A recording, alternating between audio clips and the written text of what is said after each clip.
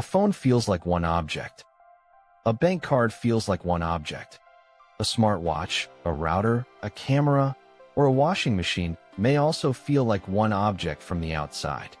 You press, tap, scan, charge, connect, or switch it on, and the device seems to respond as a whole.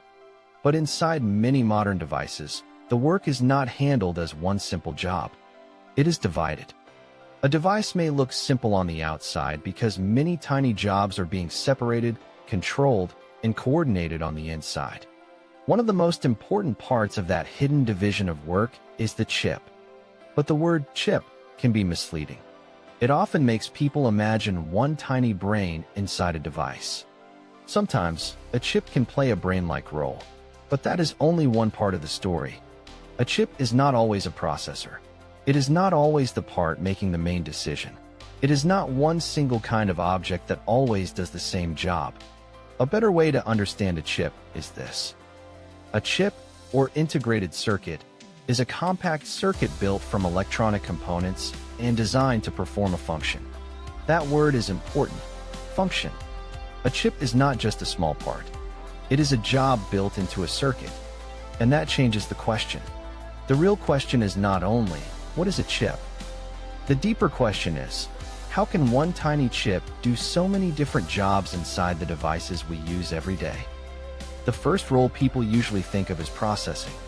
Some chips process information. They help a device follow instructions, respond to input, and turn information into action.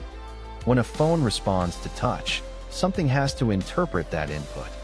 When a camera adjusts an image, something has to handle that information. When a washing machine moves from one stage of a cycle to another, something has to control the sequence. Processing lets a device act. But action is only one part of device behavior. A device also needs continuity. It needs to keep settings. It needs to hold instructions. It may need to remember data, files, states, or identity-related information. That is why memory matters. Some chips are built to store information. Memory is not only storage in the simple sense. It is what allows a device to carry information across time. Without memory, a device might respond in the moment, but it would have no reliable place to keep what it needs next. So processing and memory are different kinds of work. Processing lets a device do something. Memory lets a device keep something. That distinction already changes the way we see a chip. A device is not just thinking. It is acting, remembering, and carrying information forward. But modern devices do not only work with information that already exists inside them. They also need the outside world to enter the device. A camera responds to light. A microphone responds to sound. A thermostat responds to temperature. A smartwatch may read movement or body-related signals. But electronics do not experience the world the way people do. A device does not simply understand light, heat, sound, or motion. Those things first become signals. And many signals have to be converted into information that digital electronics can use. This is one of the most important chip roles people usually overlook. Some chips help translate the physical world into usable electronic information. Light becomes a signal. Sound becomes a signal. Movement becomes a signal. That signal can then become digital information. And once it becomes digital information, the device can process it, store it, or send it somewhere else. Signal conversion lets the outside world enter the device. This is why a sensor reading should be understood carefully. A consumer device showing a number or a signal is not the same as medical certainty or absolute truth. The meaning depends on the device, the design, and the situation. But even with that caution, the basic idea is powerful. Before a device can respond to the world, something inside has to help turn the world into information. Then the next layer appears. Once information exists inside a device, it does not always stay there. A router moves information between devices and networks. A phone sends and receives signals. A smartwatch may sync information with another device. A card reader may exchange information with a card. This is a different kind of job. It is not mainly about remembering the information. It is not always about making the main decision. It is about movement. Some chips help information leave one device and reach another. Communication lets a device stop being isolated. That is why a modern object can feel connected, not only electronic. A router is not useful only because it has electronics inside. It is useful because it helps information move. A smartwatch is not useful only because it can read something. It becomes more useful when that information can be synced, displayed, or connected to a larger device experience. The exact communication method can vary. Wired systems, wireless systems, and different standards do not all work the same way. But the deeper model is simple. Some chip roles keep information inside. Other chip roles help information move outward. But chips are not only about information. A device also needs controlled electricity. This is easy to miss because electricity feels like the background of electronics. But inside a device, power cannot simply be treated as one raw supply. Different parts may need different power levels. Some circuits need stable voltage. A battery-powered device has to manage energy carefully. Some parts need to turn on in the right order. Some actions need timing and control. Power control keeps the device organized enough to work. This role may not feel as impressive as processing. It may not look as visible as a screen or as familiar as memory.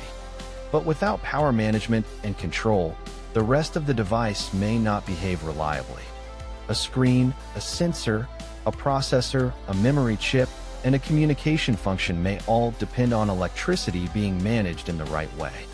This is where the chip story becomes less about smartness and more about order. Some chips make decisions. Some chips store information. Some chips translate signals. Some chips move information. And some chips help keep the whole device stable enough for those other jobs to happen. There is one more role that gives this topic a different kind of weight: trust. In some systems, chips can help support controlled access, secure storage, or protected handling of sensitive information. A smart card, for example, may contain integrated circuits that support memory, processing, input and output, or controlled access. But this has to be understood carefully. A chip does not create magic protection. It does not make a system unbreakable by itself. Security depends on design, software, protocols, regulation, and the wider system around it. Still, the role matters. Because some electronic systems are not only asking, "Can this device work?" They are asking, "Who should have access? What information should be protected? How should sensitive data be handled?" Security chips do not create magic protection, but they can support trust inside a larger system. And that changes the meaning of a chip again. A chip can help a device act. It can help a device remember. It can help the outside world become information. It can help information move. It can help electricity behave in a controlled way. And in some systems, it can help support access and trust. So the word chip is not one fixed thing. It is a small word for many different circuit jobs. That is the real answer to the central question. Modern devices often feel simple because their complexity is divided. A phone feels like one object, but inside it, one part may process, another may store, another may read signals, another may communicate, another may manage power, and another may support protected access. A router feels like one box, but its value depends on information moving correctly. A smartwatch feels like one device on your wrist, but its usefulness depends on signals, interpretation, power, memory, and connection. A card feels like one piece of plastic, but the chip inside may help handle information and access in a controlled way. The real power of chips is not that one chip does everything. It is that tiny circuits can be designed for specific jobs. And when those jobs work together, ordinary devices can feel intelligent, connected, reliable, and useful. So the next time you hear the word chip, it may help to think beyond the idea of a tiny brain. A chip is a tiny design job. And many modern devices work because many of those tiny jobs are happening quietly at the same time.